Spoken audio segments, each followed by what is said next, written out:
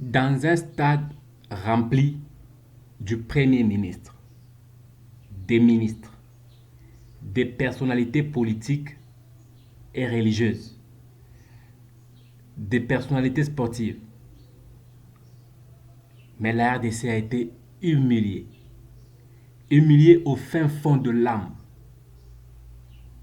humiliée par une équipe gabonaise pas vraiment en état, humiliée par une équipe gabonaise en sous-effectif,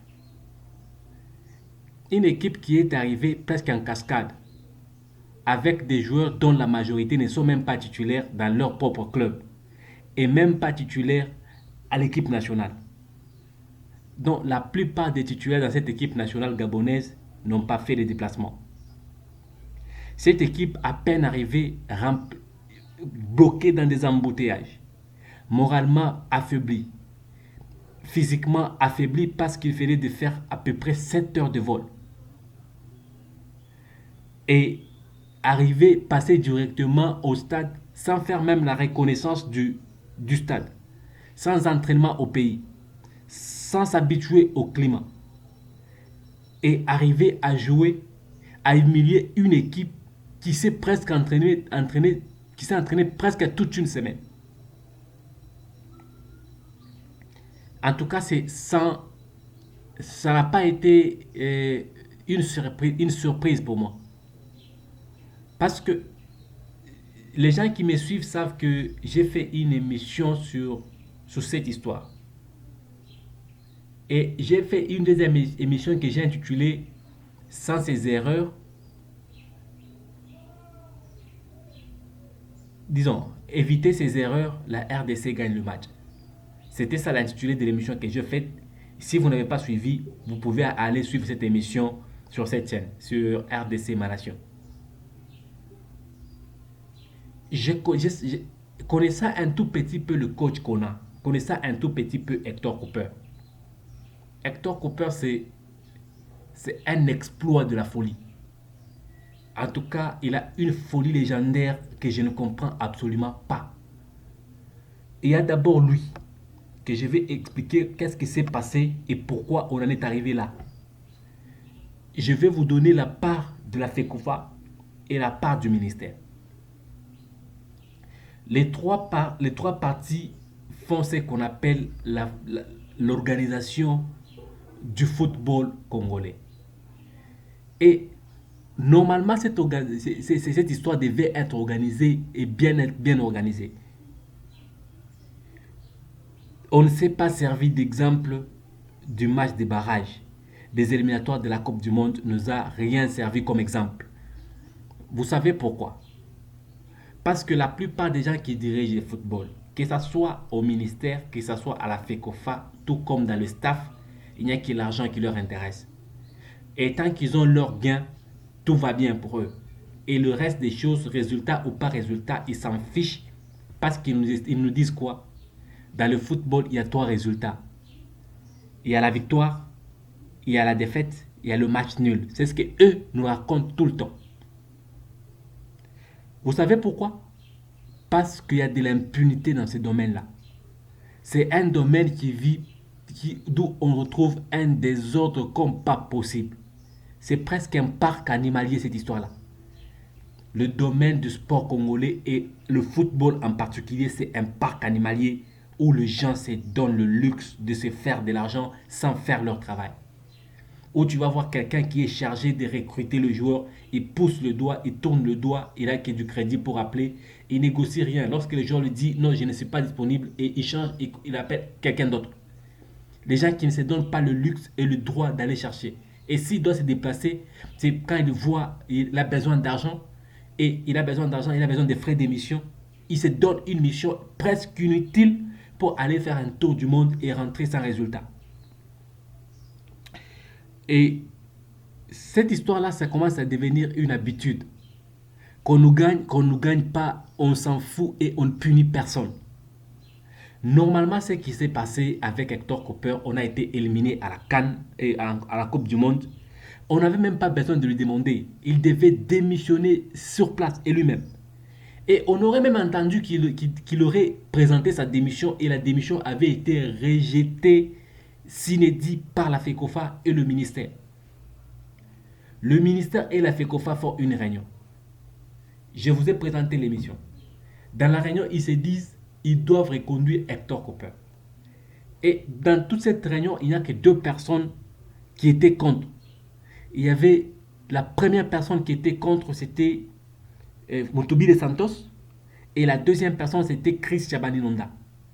Les deux personnes qui du reste ne voulaient pas continuer avec Cooper parce que les deux étaient d'abord anciens joueurs.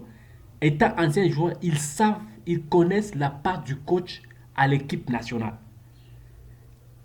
Je vous ai dit ici qu'Hector Cooper c'était d'abord un défenseur. Et lui-même en tant que défenseur, il n'a été sélectionné que 3 fois à sa sélection nationale. Quelqu'un qui est défenseur de calibre, je ne crois pas que l'Argentine pouvait sélectionner un bon défenseur que 3 fois seulement toute sa carrière. Quelqu'un qui n'a fréquenté presque pas de grands clubs, même pas en Argentine. Et un monsieur comme ça, vous le faites confiance pour lui donner une équipe nationale et vous en avez des résultats. J'ai dit ici que si la folie de Cooper arrivait à se manifester, Cooper va nous présenter un plan que tout le monde va s'énerver. Vous pouvez vous imaginer, vous avez un 10 comme Kebano qui est dehors et vous avez un certain Mutusami, je pense. Un Mutusami qui ne fait absolument rien du tout qui joue. Il faisait des passes 8, hein, 6 ou 8 si je me trompe. Parce qu'on ne peut même pas comprendre ce qu'il fait parce que le plan n'est même pas compréhensif. On ne comprend, même ceux qui sont à l'intérieur ne comprennent pas ce qu'ils doivent faire comme joueur. Ils ne comprennent pas le plan. Ce que Cooper fait, personne ne comprend à part lui et dans sa folie légendaire. Expliquez-moi ce qui s'est passé. On a un milieu de terrain qui ne tourne presque pas. Et on veut nous faire entrer quelqu'un.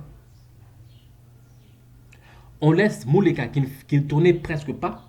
Mouleka devait être remplacé en principe par Meshak. Et celui qui tournait, c'était Wissa, Yohan, qui devait en principe rester à l'intérieur. Et on devait en principe remplacer au milieu de terrain. Edo devait entrer. Et Edo a remplacé celui qui devait remplacer Bastien, je pense. Un Bastien qui ne fait absolument rien du tout. Le problème, ce n'était même pas le jour du match. Le problème, c'était directement la convocation. Je vous ai dit ici après la convocation. Je vous dis, ce monsieur a un problème dans la tête. Ce monsieur de sélectionneur a un problème dans la tête. Comment tu peux sélectionner tu peux sortir une liste que vous avez vue là? Je vous ai parlé ici des joueurs de la France. La France d'abord a un niveau moyen. La France en général a un niveau moyen. Mais tu prends un joueur de la France, non seulement de la France, mais de la deuxième division française. Mais c'est un joueur de les flous. C'est le même niveau qu'un joueur qui joue à les flous au championnat de Lubumbashi. Écoutez, soyons sérieux. Soyons sérieux. Et quand il fait cette bêtise-là, au ministère, il y a un silence de mort. À la FECOFA, il y a un silence de mort. Et maintenant, là, le résultat, c'est quoi? On a perdu, on n'a pas analysé notre élimination à la Coupe du Monde comme il le faut. Pourquoi? Parce que tout le monde ne regarde que ses intérêts. Lorsque je présente ceci, on va me dire ceci, on va me dire cela, on va me mettre dehors, je n'aurai plus d'argent, je ne saurai plus comment faire vivre la famille. Tout le monde ne regarde que ses intérêts. Là, je suis totalement déçu. Extrêmement déçu. Et vous ne faites pas l'analyse, vous reconduisez le même staff technique avec votre Argentin qui ne comprend absolument rien du tout du football congolais. Il vous sort une liste dont une semaine avant. La liste devait être contestée par le ministère et le coach devait être recadré et la sélection devait être revue. Vous nous donnez un... Je vous ai dit ici que si... Voilà, dans l'émission que j'ai fait l'analyse sur la liste là. Cette émission-là, je vous ai dit que si on mettait dans le bois, disons, dans la cage, on arrivait à nous mettre votre gardien Kassumbo, la RDC perdra le match. Et vous avez vu le but qu'on a encaissé. C'est un but qui n'entrera jamais devant Kidiam. C'est un but qui ne s'entrera jamais devant Pascal Kalim, ni même pas jamais devant Tokala. Mon Dieu. Comment on peut arriver à ce point-là? Vous mettez un gardien qui n'a aucun club, qui n'a joué aucune compétition pendant presque 2 ans, 2 saisons, et vous lui donnez la responsabilité de la cage d'une équipe nationale. Et ça, c'est la folie légendaire des copains. Parrainer et en tout cas consacrer une bêtise folière consacrée par le ministère du Sport. Excusez-moi, Serge Tchembo commence à me taper les nerfs. Serge Tchembo commence à me taper les nerfs, sérieusement, commence à me taper les nerfs. Je lui ai fait confiance. Toutes les émissions que j'ai faites, je lui ai apprécié comme un monsieur qui faisait bien son travail.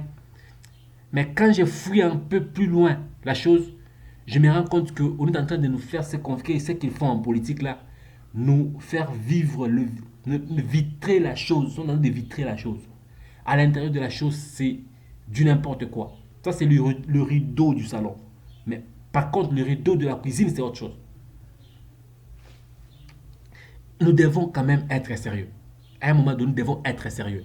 C'est encore le premier match, c'est le début des éliminations. Nous devons prendre des responsabilités et tirer les conséquences. On a raté la CAN. On va rater la Coupe du Monde. Rater encore la CAN prochaine, tout simplement parce que vous voulez avoir de l'argent, vous voulez vous faire de l'argent sur le dos d'un coach irresponsable et immature, incompétent. C'est inacceptable, incompréhensible. Ce n'est pas possible. Ce n'est pas possible. Si on ne tire pas des conséquences, si on ne se réveille pas tôt pour mettre dehors, vous avez vu comment le ministre est très déçu. Vous avez vu le ministre de Transport et voies de communication, comment il était déçu avec son drapeau qui ne voulait même pas être filmé. Quand il était filmé, il était gêné. Tout simplement parce que on sait que ces ministres ont toujours voulu être filmés chaque fois que la RTNC est en train de passer en direct. Mais hier, ce n'était pas le cas. Ils ne voulaient pas être filmés. Et Tchembo, qu'est-ce que la défaite lui fait? Rien du tout. S'il est payé, qu'on perde, qu'on gagne, il est payé à la fin du mois. C'est quoi son problème? Rien du tout. Nous devons prendre nos responsabilités. Le peuple congolais, c'est le sporteur numéro 1 de l'équipe nationale et nous devons prendre nos responsabilités. C'est à cause de ces bêtises que Roger Itoto a démissionné et il a presque été ridiculisé par la sortie médiatique du secrétaire de la FECOFA. Presque ridiculisé. Et c'est comme si Itoto ne faisait absolument rien du tout. Tout simplement parce que Itoto, Nonda et aussi les autres, les Santos, n'aiment pas ce qui se passe là-bas, n'apprécient pas trop ce qui se passe de l'autre côté. Il y a un match qui va venir avec le Soudan. Ça sera un match difficile parce que le Soudan vient de perdre un match à l'extérieur. Il n'acceptera pas de perdre un match à domicile. C'est vrai qu'on a perdu un match à domicile. Nous avons l'obligation de gagner à l'extérieur. 2 équipes doivent être qualifiées et nous devons être qualifiés parmi les 2. Et si pour arriver à se qualifier, les choses doivent changer. Et la meilleure façon de faire les choses, c'est virer votre monsieur d'Argentin. Virez votre monsieur d'Argentin. Et tous, on sait qu'on ne va pas le virer sans pression. Qui va mettre la pression à Tchembo? Qui va lui mettre la pression? Personne. Et ce qui est sûr, c'est que les choses doivent changer et ça doit changer. Et la RDC a été ridiculisée par une équipe quasi inexistante. Quasi inexistante. Une équipe qui s'est formée à la va-vite, qui n'a presque pas de cadre. Normalement, cette équipe devait équiper 5 buts. Et quand ils venaient, eux, c'était juste pour ne pas avoir écopé un forfait et se préparer pour les matchs à venir. C'était ça leur calcul. Mais quand ils arrivent là-bas, ils se disent « Oh, c'est une équipe d'aventuriers ici. Une équipe d'aventure ici. Les Moutoussam, les Bassiens. C'est du vrai n'importe quoi. » L'équipe qui a joué presque à la fin, c'est l'équipe qui devait commencer. Mais chaque à l'intérieur, Kebano à l'intérieur, Ouis à l'intérieur, et les 3 pouvaient faire un bon duo. Et votre aventurier des Bassiens pouvait venir juste après. C'est inacceptable. Nous devons faire le tout pour travailler, faire bien les choses et avancer. S'il vous plaît, dites à votre coach de ne pas nous faire ce qu'ils nous ont fait dans les matchs qui viennent. Il y a 2 matchs qui vont rester. Presque 4 matchs qui vont rester. Aller-retour, aller-retour. Nous avons besoin des joueurs décisifs et compétents. Les joueurs capables d'affronter les matchs et de nous faire qualifier à la CAN. Ça a été ma façon de voir les choses. Ça a été mon analyse pour le match. Et restez scotché sur la chaîne pour ne pas rater nos analyses. Et si vous êtes nouveau, n'oubliez pas de vous abonner. Merci et à la prochaine.